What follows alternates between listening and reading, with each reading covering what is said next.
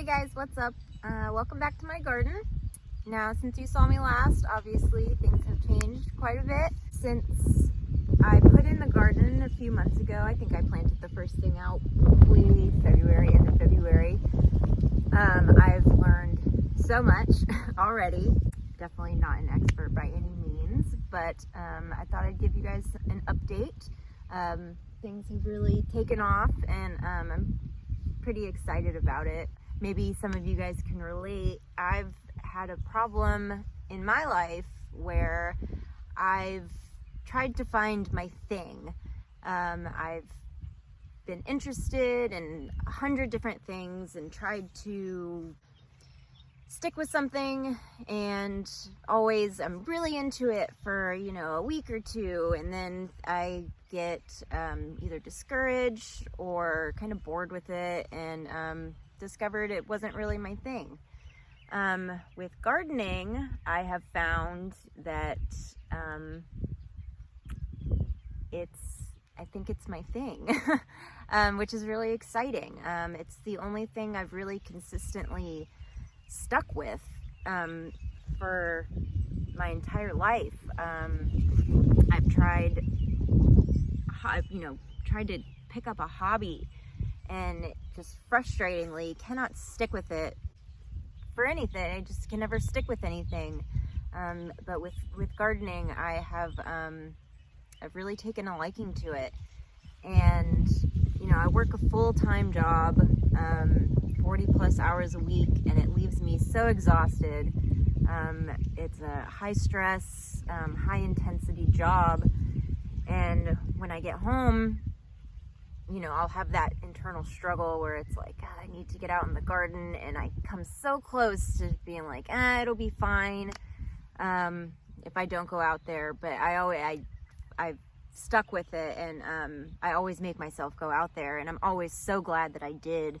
And I've never had something where even after a really long day at work, I still come out here, and it's hard work. It's definitely some hard work, but it's so fulfilling, and I'm really excited that it seems like I've found my thing. So I wanted to give you guys an update and show you what's going on in my garden. I know it's been a few months, but I was kind of hesitant to start doing these YouTube videos, being a beginner gardener, just because I don't know, I was worried everything would die and it would be kind of embarrassing. That's not to say that I don't have some issues in the garden. I definitely do. I've had some pest pressure for sure, which you'll see in my cabbages in a little bit, but I've learned, and I've began spraying with some organic pesticides and fungicides, and that seems to have helped a little bit. Besides like the leafy greens like lettuce, collards, kale, Swiss chard, my cucumbers I've been picking these for about a week now, and this is off of 3 plants, so I've had some success with some cucumbers, so that's really exciting. I'll be making some pickles today, and they're just now starting to kick off, so I should have a lot more cucumbers, and I have more plants that are younger, so I'll have even more cucumbers. So I'll have a bunch of cucumbers and pickles to share with friends and loved ones. So let's get started. Let's take a walk around the garden. Thank you so much. And it's things like that. My neighbor just drove by and told me my garden is beautiful, and that's really encouraging to hear. She can't see close up where I have some issues, but that's okay. It looks good from far away. So obviously the first thing you can see obviously is my sunflower. This was the first flower that I had to bloom, and this is a mammoth sunflower, and it's just so pretty, and it smells amazing.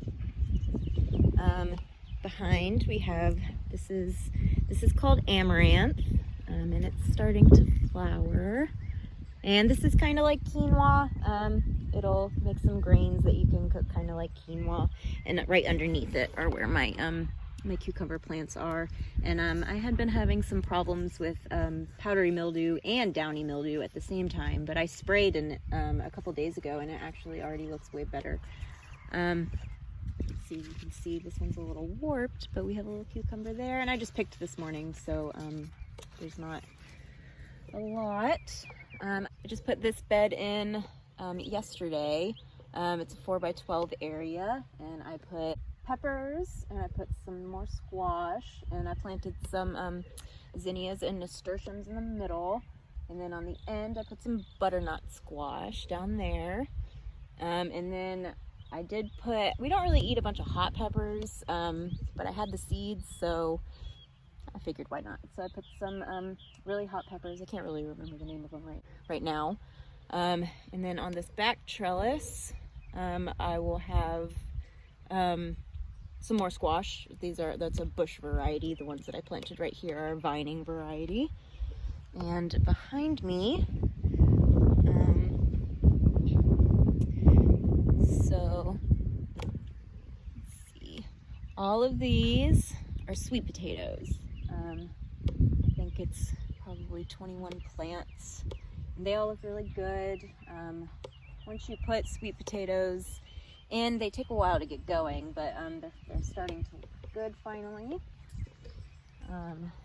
Here we have, these are eggplants, all the way down to there. These are all eggplants, and these have taken forever to kind of kick off, along with my peppers over there. I have a few pepper plants over there. They've taken a really long time to kick off because this spring has been so cold. It's been a lot colder than previous years, and I know I've heard a lot of other gardeners are having the same problem, but it feels like it's starting to warm up. It's super hot out right now, so hopefully those will start to take off.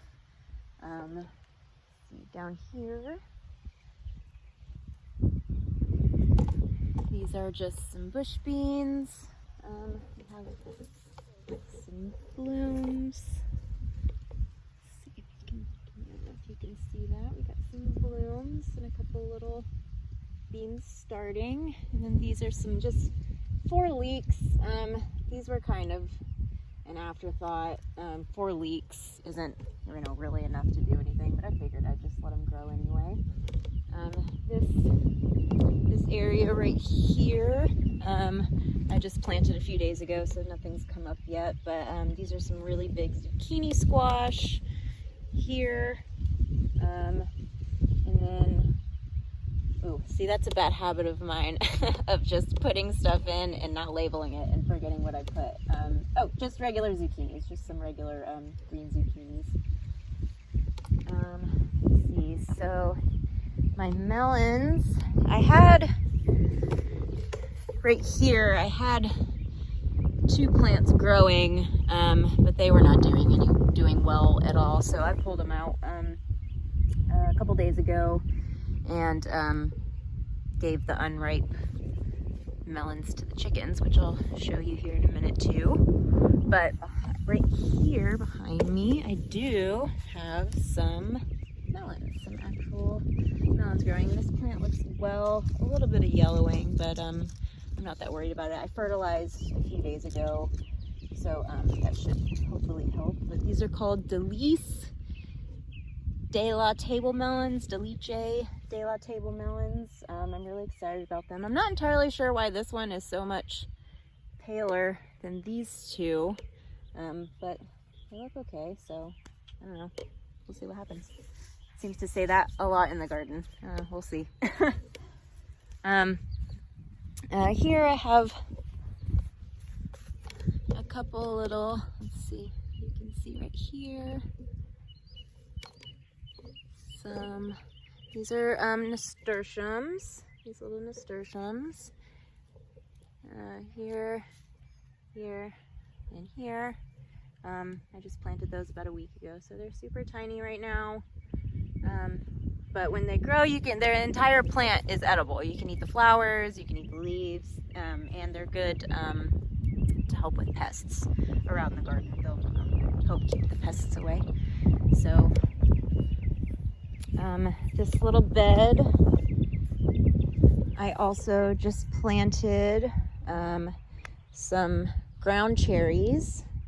These need some water, but this is Swiss chard, and we have eaten on these, and they're pretty good. I had actually never had Swiss chard before, and it was interesting. It might take a little bit to get used to. And you can see this is some pest damage. Like I said, still learning, but I sprayed, so hopefully that'll help. My kale we have picked like crazy, but also really bad pest damage. But we've been picking around. There are some, still definitely some good leaves that are, we just pick the ones that are super badly damaged and give them to the chickens. So here's some more cucumbers, cabbage, which really, the pests really got to these.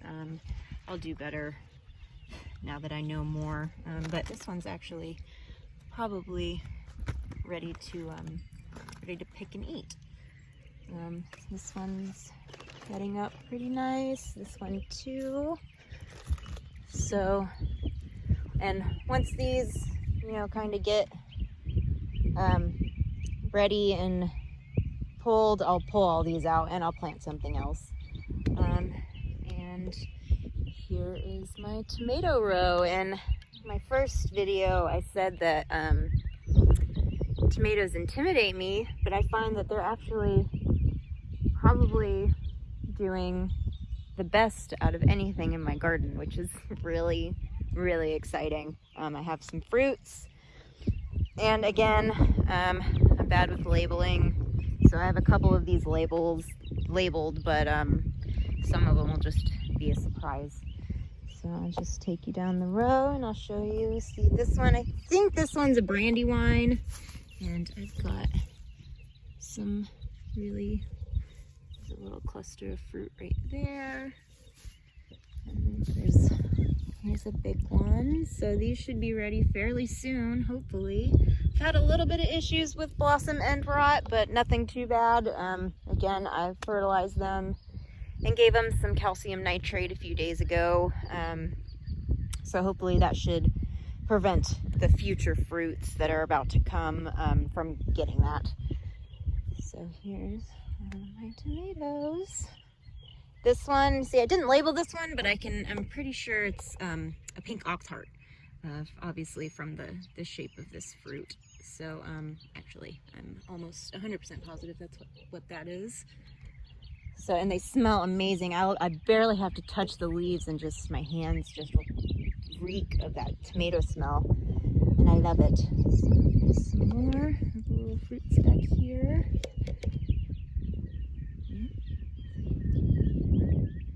And I have some more melons growing here. Oh, see, I don't know what that means, but hey, they're growing. And then back here, we have some more there, here, and these seem to be doing better. I planted these later than the ones on the other trellis. I think I might have planted those just a tiny bit early. These seem to be doing definitely better. I don't see any yellowing on these leaves at all. And like I said, maybe a little bit of downy mildew, but I sprayed a few days ago, so that should take care of it. I'll spray, I'll spray once a week. So, and these are Minnesota midget cantaloupe.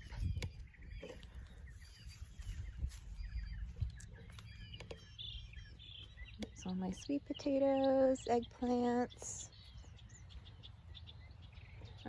This is another sunflower that should be opening soon. This is my corn, which is so pretty. I did this method, which is called the Three Sisters method, where you plant four corn plants on a mound and then plant pole beans around it, so the pole beans can use the corn as a trellis. But I don't know, I feel like they're planted too close together. I probably won't do that method again. I'll just stick to regular traditional rows with the corn, but it is pretty. And we have some starting, so we got some silk and the tassels. So it's doing okay. Let's see, another sunflower and another sunflower. Yeah, that one that was open over there, I came out this morning. It just bloomed like yesterday or the day before. And I came out this morning and there were 4 bees on it, which was really exciting. I had a problem with these melons right here when they first started. A couple of the melons would start, but then they would just die before they really got started, and that's a problem with pollination. So, but soon that shouldn't be a problem because we are about to get bees. So I'll show you that project. But first, let's stop and see the ladies. Oh, we put in, my husband, thankfully I have an amazing husband who built me a 3-tier compost bin. So that's really exciting because we're about to expand my garden like a lot. Like a lot. Like all of, see, there's my small little plot, and we're about to put in like a bunch more plots. I probably won't be able to use them this year, but we'll get them ready for next year, and I'm going to need a lot of compost.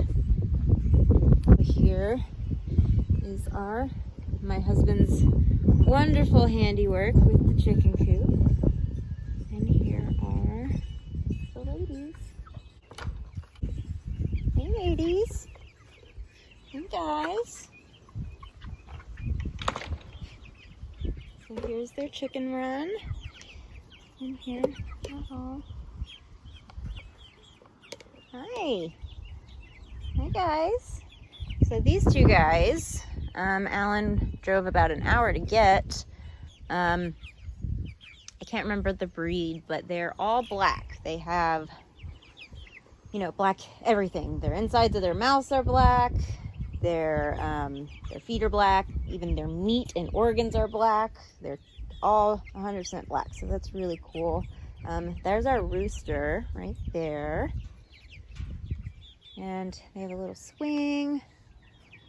And so this was a muscadine vine that we're trying to salvage. We don't have super high hopes. It hasn't been doing well since we moved in. It wasn't super prolific. We got a few fruits off it last year, but we'll leave it. We'll see what happens. Hi ladies.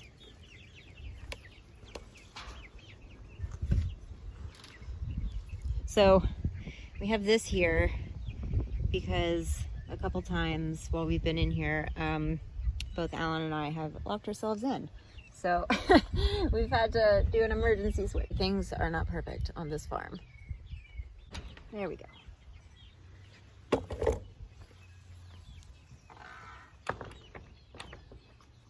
So right there is where our bees are gonna go. It's called an apiary. So let's walk over there. And there's our big muscadine bush, which starts producing fruit in about August. Here are where our bees are gonna live. We ordered 2 hives.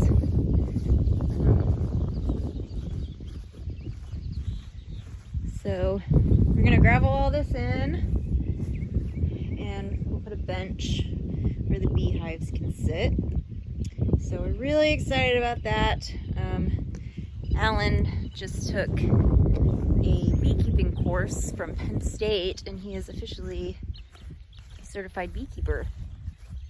And when I sprayed the garden, although they are organic pesticides and fungicides, they can mess with beneficial pollinators.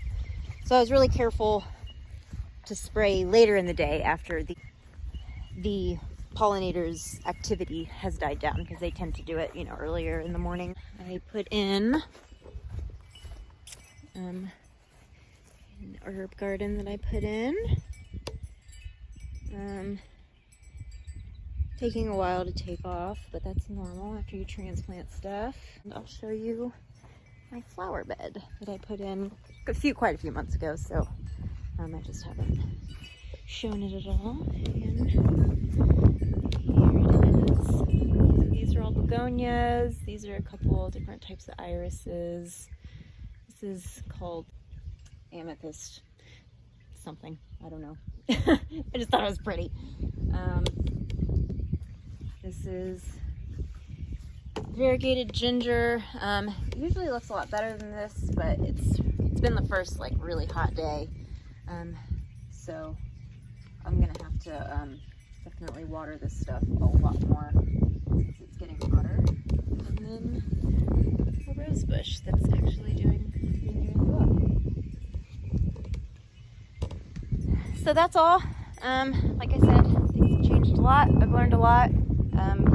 Still definitely learning, but like I said, I think I found my thing, and it's really exciting to kind of have something that you're excited about and looking forward to at the end of the day. Even when you're tired from a long day of work, you still want to put in the work to create something beautiful and to grow your own food, which is